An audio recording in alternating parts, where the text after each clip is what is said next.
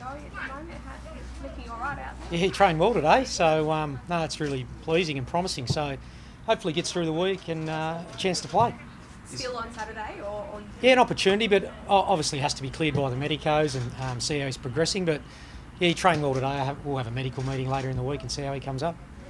So he's likely, do you feel, does he need the game before round one, or does it not matter in terms of his prep? Not necessarily, because we'll do a lot of match sim here at training, and he's been exposed to quite a bit of that. But the medical team are professionals; they'll make the right call with in consultation with Geordie. So that's probably me being positive after what I saw today.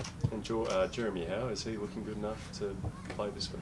Again, he trained quite well today, and he's in the same boat really as Jordan. So gets through the week and see how he pulls up, and hopefully a chance. So both of them are really simple messages. Assess later in the week. What was the wash-up from the weekend? Obviously, had more really impressive first three terms. How did the coaching department review it? Yeah, we understand it's a long way from the season proper just yet, and it's a practice match, so we take it for that. But I think it's really good validation for the coaches and the players to feel the system work at times. There was times it didn't, but when it did, it was really good validation. So, Hayden Skipworth and Fly in particular have done a lot of work on the ball movement, and we got some good inside 50s and scored. And Justin Lepich has done quite a lot of work, in particular on the defensive actions of our game, and we tackled and pressured well at times. So, yeah, I think it's just a little step of confidence for everyone and validation that if you work together in a system, it works. Still plenty to do, though, no doubt. You seem to be moving the ball a lot quicker than the Collingwood of last year. I know that's part of the game plan, but do you think they're picking that up a bit quicker than you expected? Or? Well, they're really receptive. The one thing I found at this club is sometimes you coach something and they're trying to do it to the extreme, and footy's not always in the extreme, so coachable. So it doesn't surprise me we got some good looks with faster ball movement, because that's what we've been training. But there were some times it broke as well, and we know it's just something over the course of the year. Fly says just turn up every day and try and get better and not worry about outcomes. So that's the way we're going to keep approaching it. If you're picking the team for St Kilda right now, is Mason Cox in the 22? Geez, he's right in contention. I'm not the senior coach, so I don't rubber stamp it, but he gave us a great contest up forward and in the ruck as well. So he played both of those roles quite strongly first up, but still another game to go, and probably a bit more match sim, and we'll firm up where he is. But it's a nice start for him. He'd be feeling confident.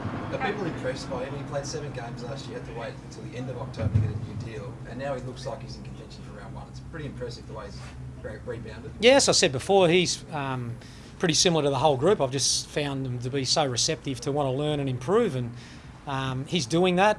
Got some reward on the weekend, but he got reward in terms of some goals, but there'll be some games where he doesn't get rewarded with goals, and we've got to understand that key forwards sometimes aren't always going to kick goals. They just need to make contests and do their role, and that's what was pleasing with Mason on the weekend.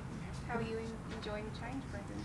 Yeah, it's been refreshing. Been at Hawthorn for a long time, and always have a soft spot for the Hawks, but for all the players and all the coaches, not many of us have worked together for a long time, or at all, to be honest. So it's good to meet new people, new ideas, throw your ideas in the mix. So that's been fun. A lot of people are talking about this kind of, turning over a new leaf, a real refreshment here. Is that what you're feeling? Well, I can't talk for the past, obviously, so I don't really know. We just come in and look forward, and we said to all the players, it's a clean slate, no preconceived opinions, and I think that was refreshing for them.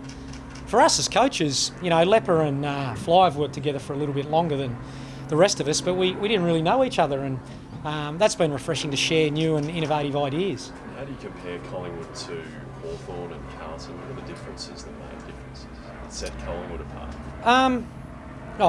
Not too dissimilar to Carlton. It's a big club, it's in the spotlight, and that's exciting. But the one thing that actually surprised me, and it shouldn't probably because I analyse football a lot, but when you're up close you feel it, was the kicking skill. On the track they've been really strong, and we got a little positive out of that on the weekend. And also what was surprising was how much leadership there is within the group. Darcy Moore's leadership. We know about Scott Pendlebury. Jamie Elliott, the one thing, you saw 5 goals from Jamie Elliott on the weekend, but his ability to instruct and organise others, the internal knows it, and now I'm starting to understand it. So there was a lot more leadership and probably a bit more kicking skill than I thought. How impressive was the group with Patrick Lipinski? First time I've seen him in the black and white, squeezed out of a really strong Western Bulldogs midfield, but he looked great inside, didn't he? He did. He adds a little different mix. He can play and hold his own on the inside, but he's a good, strong runner on the outside. So having that variety in the midfield's a good thing, and he got rewarded with some of his hard running. So it's been a good start for him to, at a new club to put that performance out early. It's good for his confidence.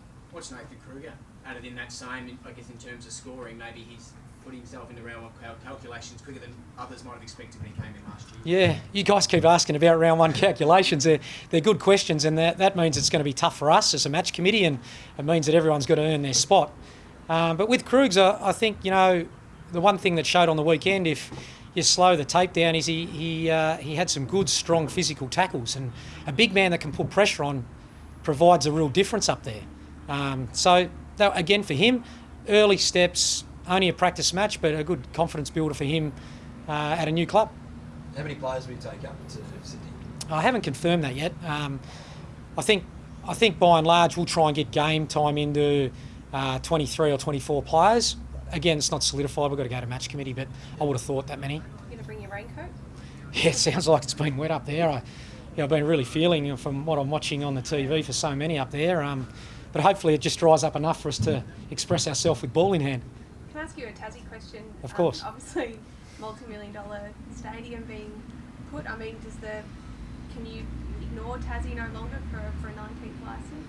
I'm mindful that I'm now working for Collingwood, but if I talk with my heart, it'd be just fantastic. Passionate Tasmanian, I'd love to see truly national competition, and I think it'll be truly national with Tasmania and possibly the Northern Territory has a team one day. But it looked exciting, that stadium, right on the city, and if it's got a roof on it, that helps down in Tassie. I was going to ask about Charlie Dean. It looked like he was training away from the makeup. Is he okay, and has he progressed? There's been talk about him coming in and joining Roughhead or putting his head up for round one.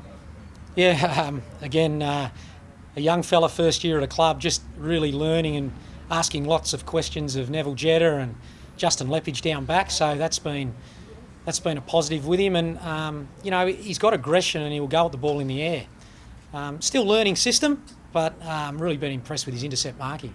Similar to the earlier question on the ball movement, but I guess the positive sides for Collingwood fans would have been the way you were able to score last week, which was a problem last year. Do you think at least, even if you're not winning games, we're going to see Collingwood, I guess, more likely to kick a winning score or kick bigger scores this season? Oh yeah, we don't go into any game not trying to score as much as possible. There's been a change. You can see it that we're trying to move the ball forward a little bit quicker. That's obvious. But there'll be times where opposition hold up well and you just got to persevere. It wasn't all a one-way street the other day. There was times where it looked really exciting and times where we didn't. So still a work in progress, but that's what we're attempting to do, get more inside 50s and more scores.